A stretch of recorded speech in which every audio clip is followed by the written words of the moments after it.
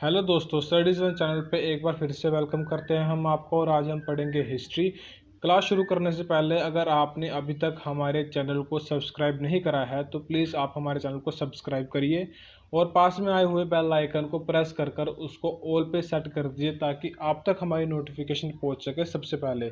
तो चलिए फ्रेंड्स, जो आज की क्लास है वो शुरू करते हैं हम। बस प्राचीन भारतीय इतिहास के जो हमारे स्रोत हैं वो क्या क्या हैं, कैसे हमें पता चलता है हमारी हिस्ट्री के बारे में। तो हमें प्राचीन भारतीय इतिहास के स्रोत दो श्रेणियों में मिलते हैं, एक है साहित्यिक और दूसरा है पुरातात्विक। अभी हम साहित्यिक पढ़ेंगे कि साहित्यिक स्रोत कौन कौन से हैं हमारे पास। तो वेद भारत के सबसे पुराने ग्रंथ हैं जिनके संकलक महर्षि कृष्णन देवप्यान वेद व्यास जी को माना जाता है।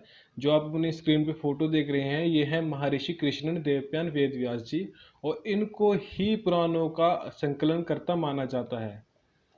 अब आगे चलते हैं और वेद के बारे में पढ़े तो वेद की संख्या 4 है और इसमें पहला वेद है ऋग्वेद, यजुर्वेद, सामवेद और अथर्ववेद। तो अभी हम पढ़ेंगे ऋग्वेद के बारे में। ऋग्वेद ऋग्वेद सबसे पहला वेद है और सबसे पुराना वेद है। इसमें धरती की भौगोलिक स्थिति यानी कि ज्योग्राफिकल कंडीशन के बारे में बताते हैं। देवताओं के आह्वान के मंत्र के बारे में इसमें बताया गया है। और इस वेद में 1028 ऋचाएं यानी कि मंत्र हैं और 10 मंडल यानी कि अध्याय हैं। और ऋग्वेद की ऋचाओं में देवताओं की प्रार्थना, स्तुतियाँ और देवलोकों में उनकी स्थिति का वर्णन मिलता है फ्रेंड्स। और अभी है यजुर्वेद। यजुर्वेद में क्या है कि यजुर्वेद यज्ञ की विधियों और यज्ञों में प्रयोग किए जाने वाले मंत्र हैं। यज्ञ के अलावा तत्व ज्ञान का वर्णन मिलता है इसमें। और इस वेद की दो शाखाएं हैं, पहली है शुक्ल और दूसरी कृष्ण। और ये 40 अध्यायों में है और 1975 मंत्र हैं इसमें। आगे चलते हैं सामवेद। सामवेद के बारे में पता करते हैं। सामवेद का अर्थ है रूपांतरण या संगीत। ये संगीत से मिलता है और सौम्यता और उपासना इसमें है। और इस वेद में ऋग्वेद की ऋचाएं यानी कि मंत्र का संगीत में रूप है और इसमें मूलतः संगीत की उपासना है। और इसमें 1875 मंत्र है सामवेद के अंदर। आगे चलते हैं अथर्ववेद। अथर्ववेद में हमें क्या देखने को मिलता है, इस वेद में रहस्यमय विधियों के मंत्र हैं जैसे जादू टोना, चमत्कार, आयुर्वेदा आदि। यह वेद सबसे बड़ा है और इसमें 20 अध्यायों में 5687 मंत्र हैं। यहाँ से क्वेश्चन भी उठ सकता है कि सबसे बड़ा वेद कौन सा है, वो है अथर्ववेद।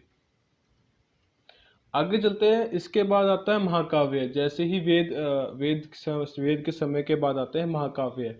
महाकाव्य में कौन कौन है, दो महाकाव्य हैं, एक रामायणा और दूसरी है महाभारता। रामायणा की रचना करी थी महर्षि वाल्मीकि जी ने और महाभारत की रचना करी थी महर्षि वेद व्यास जी ने। आगे चलते हैं, पुराण पढ़ते हैं। पुराणों की संख्या 18 है। महर्षि लोमहर्ष या उनके पुत्र अग्रश्रवा को माना जाता है इनका रचनाकर्ता। और पुराणों का सबसे पुराना और प्रमाणिक पुराण है मत्स्य पुराण। अब ये जान लेते हैं कि जो ये पुराण है ये किस किस किस राजवंश से संबंध रखते हैं। तो मत्स्य पुराण सतवाहन वंश से संबंध रखते हैं और विष्णु पुराण मौर्य वंश से संबंध रखता है और वायु पुराण गुप्त वंश से संबंधित है फ्रेंड्स। अब आगे चलते हैं और साहित्य के बारे में थोड़ा जान लेते हैं। और बौद्ध साहित्य में क्या लिखा है कि त्रिपिटक बुद्ध की शिक्षाओं का संकलन है। एक त्रिपिटक है जो बुद्ध की जितनी भी शिक्षाएं हैं उनका संकलन करता है और उसमें इसको 3 भागों में विभाजित किया गया है। पहला है विनय पिटक, दूसरा सुप्त पिटक और तीसरा है अभिधम पिटक। तो पहले पढ़ते हैं विनय पिटक के बारे में। संघ संबंधी नियम तथा आचार संबंधी शिक्षाओं का संग्रह है विनय पिटक। और दूसरा है सुप्त पिटक, इसमें धार्मिक सिद्धांतों का संग्रह मिलता है सुप्त पिटक में। और यह है अभिधम पिटक, इसमें दार्शनिक सिद्धांतों का संग्रह मिलता है फ्रेंड्स। और इसके बाद साहित्य के बारे में और पढ़ते हैं। और बौद्ध ग्रंथ पाली भाषा में लिखित प्रमुख ग्रंथ है। यहाँ से क्वेश्चन ये भी उठ सकता है कि बौद्ध ग्रंथ किस भाषा में लिखित है, तो ये पाली भाषा में लिखित है। और जातकों में बुद्ध के पूर्व जन्म की घटनाओं का वर्णन मिलता है। और दीपवंश और महावंश नामक दो पाली ग्रंथों में मौर्य कालीन इतिहास के विषयों में जानकारी मिलती है हमें। आगे बढ़ते हैं जैन साहित्य के बारे में। और जैन साहित्य भी बौद्ध साहित्य की तरह महत्वपूर्ण है। अब तक उपलब्ध जैन साहित्य प्राकृतिक एवं सांस्कृतिक भाषा में ही मिलते हैं। यानी कि जो अभी तक जैन साहित्य मिला है वो सांस्कृतिक या प्राकृतिक भाषा में ही मिले हैं। और जैन साहित्य के विशेषज्ञ तथा अनुसंधानपूर्ण लेखक अगरचंद नाहटा थे। इनके जो लेखक थे वो थे अगरचंद नाहटा जी थे।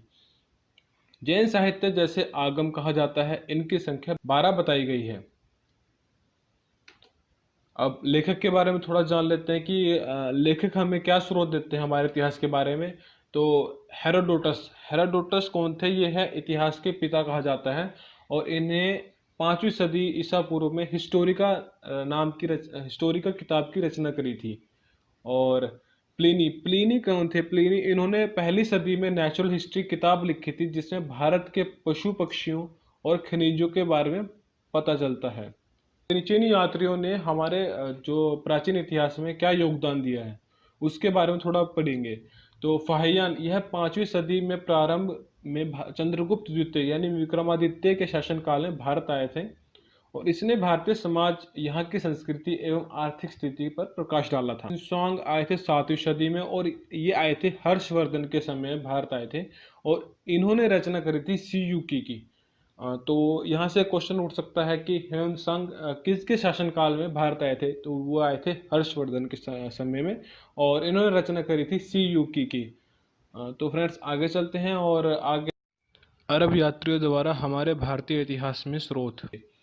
तो अल बिरूनी, यह 11वीं सदी में महमूद गजनवी के साथ भारत में आया था, और अरबी में लिखी हुई इसकी कृति तहकीक ए हिंद है, आज भी इतिहासकारों के लिए मुख्य स्रोत है। तो फ्रेंड्स, तो अल बिरूनी ने जो किताब लिखी थी, कृति लिखी थी, वह तहकीक ए हिंद, ये बहुत ही इम्पोर्टेंट किताब है, और इतिहासकारों के लिए आज भी एक मुख्य स्रोत रखती है ये अल बिरूनी की किताब। तो आगे चलते हैं, और आगे है इब्न बतूता, यह मोरक्को का रहने वाला था। इसके द्वारा लिखे गए यात्रा वृत्तांत रहला अरबी भाषा 14वीं सदी में भारतीय उपमहाद्वीप के सामाजिक सांस्कृतिक जीवन के विषयों में जानकारी देते हैं। सुल्तान मोहम्मद बिन तुगलक ने उसे दिल्ली में काजी के पद पर नियुक्त किया था। बाद में उसने अपने राजदूत बनाकर चीन भेजा था। तो इब्न बतूता है, इब्न बतूता को सुल्तान मोहम्मद बिन तुगलक ने दिल्ली में काजी के पद पर नियुक्त किया था। ये एक मेन पॉइंट यहाँ से उठता है। प्लस यहाँ से उनको ही राजदूत बनाकर, अपना राजदूत बनाकर चीन भी भेजा गया था इब्न बतूता के जरिए। तो अभी हम और पढ़ते हैं पुरातात्विक स्रोत। अभी पुरातात्विक स्रोत हम पढ़ते हैं। पुरातात्विक स्रोत में सबसे पहले क्या, सबसे प्राचीन अभिलेख मध्य एशिया के बेगजकोई से प्राप्त अभिलेख है। इस पर वैदिक देवता मित्र, वरुण, इंद्र और नासत्य के नाम मिलते हैं। जो बेगजकोई अभिलेख हैं उन पर देवता मित्र, वरुण, इंद्र और नासत्य के नाम मिलते हैं, और इनसे ऋग्वेद की स्थिति जांच करने में मदद मिलती है हमें। और भारत में सबसे प्राचीन अभिलेख अशोक के हैं, जो लगभग 300 ईसा पूर्व है। तो यहाँ से एक और क्वेश्चन उठ सकता है फ्रेंड्स कि भारत में सबसे प्राचीन अभिलेख किसके हैं? वो है अशोक के, जो लगभग 300 ईसा पूर्व के हैं। और अभी हम सिक्के के बारे में पता करते हैं। सिक्के हमें क्या जानकारी देते हैं? तो प्राचीन सिक्कों को आहत सिक्के कहा जाता है।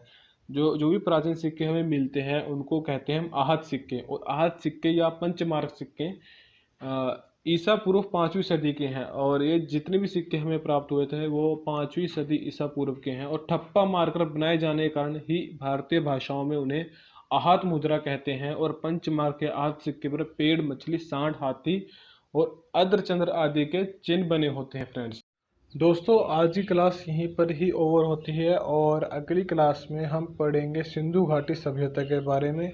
तब तक के लिए thanks for watching us, and please subscribe करें, लाइक करें, शेयर करें, कमेंट करें, एंड बेल आइकन को प्रेस करना ना भूलें फ्रेंड्स।